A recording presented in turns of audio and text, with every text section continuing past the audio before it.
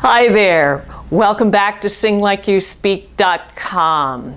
Sally Morgan here with a video series on this concept of speaking on pitch. And in this video series, you're going to learn why we use speaking on pitch and the great advantages that it gives you as a singer.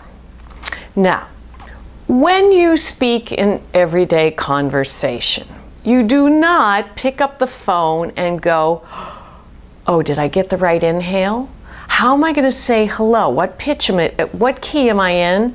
You don't go through all those steps. The brain doesn't spin around.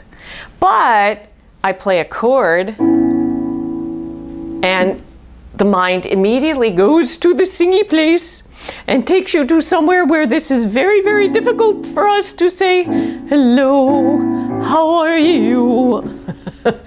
As goofy as that is, that happens. That happens to singers. So when we speak on pitch, basically what we're doing is directly connecting the brain to the body. And one side of the brain. What we're bypassing is all that garbage that goes on in the other side of the brain, telling us that we need to do something different, something weird, something more than in order to sing. When the reality is that we do not need to do more. And beyond that, our voices, the singing, is just so clear and communicative and direct at the audience when we come from speaking on pitch. All right, little demonstration here. So if I want to speak on pitch, I want to speak on pitch. No, speak on pitch. Speak on pitch. You hear the variations in pitch in my voice. But what caused those variations in pitch?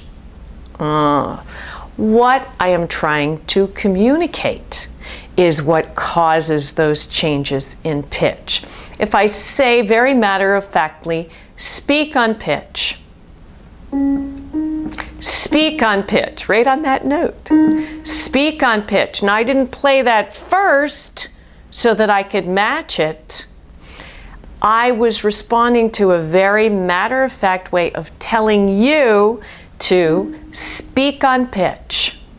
Now, maybe you didn't quite hear me, so I have to say, no, speak on pitch. Speak on pitch. And it's that idea that I really want you to understand. So I'm going to bump it up a little bit. And in bumping up the idea of communication, I bump up the pitch too. Now, when a songwriter writes a song, they put specific words on specific pitches for a very good reason. Because a songwriter knows that a higher pitch and sustained so that you're holding that note for a long time is very dramatic and dynamic. And if that's what the composer wants for that particular phrase, for those words to come across in that way, speak on pitch, then that is how the composer is going to write that music. So your job as a singer is to fulfill everything that that songwriter wanted to express in that song, plus to add your own ideas about what that song means and how you want to communicate that to the world. I have songwriter friends, major songwriter friends, who love to hear what a great singer does with their song.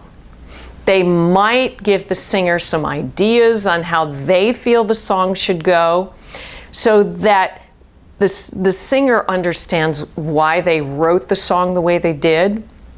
But then the songwriter is very interested also to see what you bring, to what you can bring to that song. And that's when it gets really interesting. That's when it becomes your song.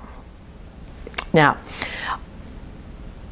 I have a lot of students who sing pop music, which is great.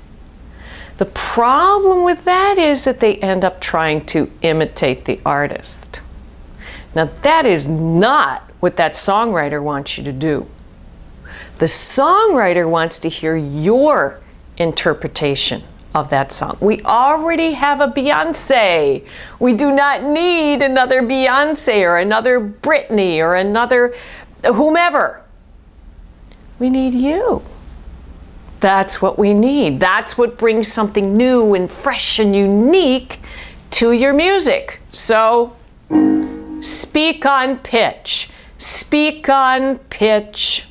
And I will see you in the next video.